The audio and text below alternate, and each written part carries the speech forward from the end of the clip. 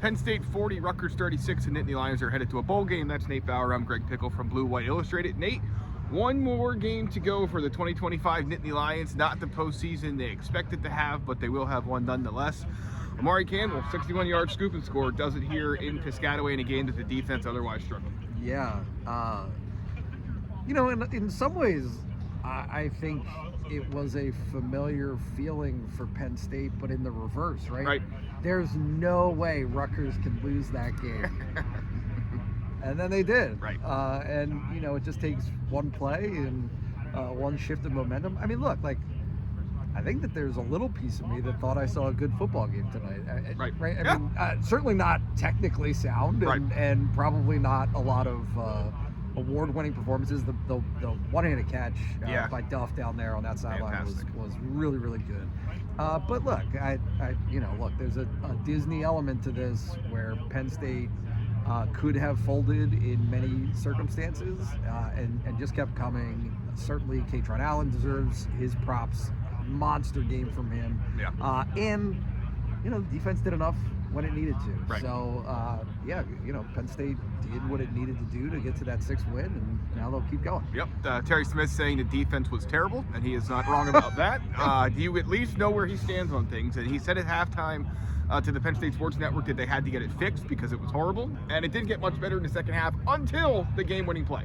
Yeah, there's something to be said for timely. I don't know. I mean, what do I do other than make things seem somewhat positive? Right. And that was just the kind of night that it was for Penn State. But nonetheless, they still won the game and got to their 6th win. Yeah. Terry Smith asked about a timeline for where things go from here for Penn State.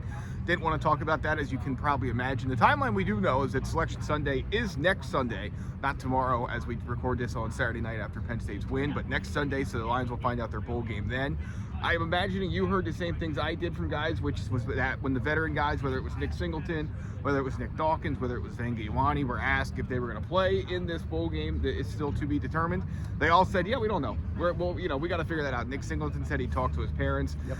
Nick Dawkins said he had to talk to the media before he even got to talk to his mom about the game. So long story short, if you were hoping for specifics from these guys after this win, you're not going to get them to do all that fast. No.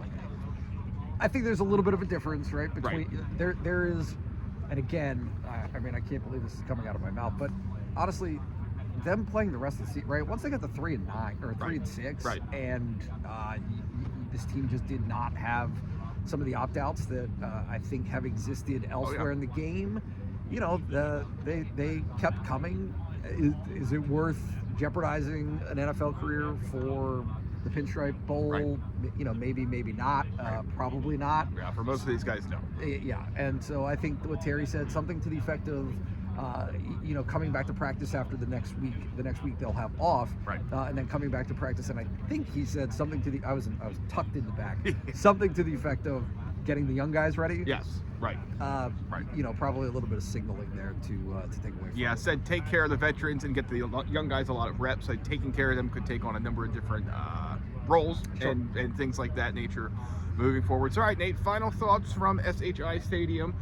Penn State wins 40-36, a game, I think you put it well, not going to be in the NFL film tomb of great played games, but at least it was entertaining. For 5 and 6 teams, I'm not sure what more you could ask for. Yeah, no, I thought both teams made plays.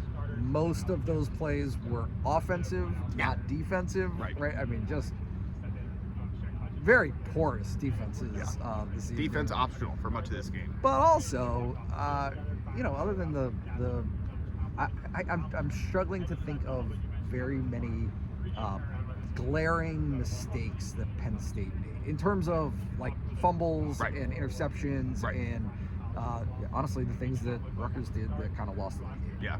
Yeah, missed tackles for Penn State a problem, but you're right, no turnovers, and Ethan Grunkemeyer was great when he needed to be. And Katron Allen ran for 226 yards. Right. That just for a team that has struggled all year to create chunk plays, explosive plays offensively, they did it again tonight, and honestly did it in a game where Rutgers knew Penn State was, it wasn't passing the ball, right? It was very simply with the running game, and they excelled at it. Yeah. All right. That's Nate Bauer. I'm Greg Pickle. Here's the deal. For the rest of the weekend, you can get access to Blue White Illustrated for 50% off an annual subscription.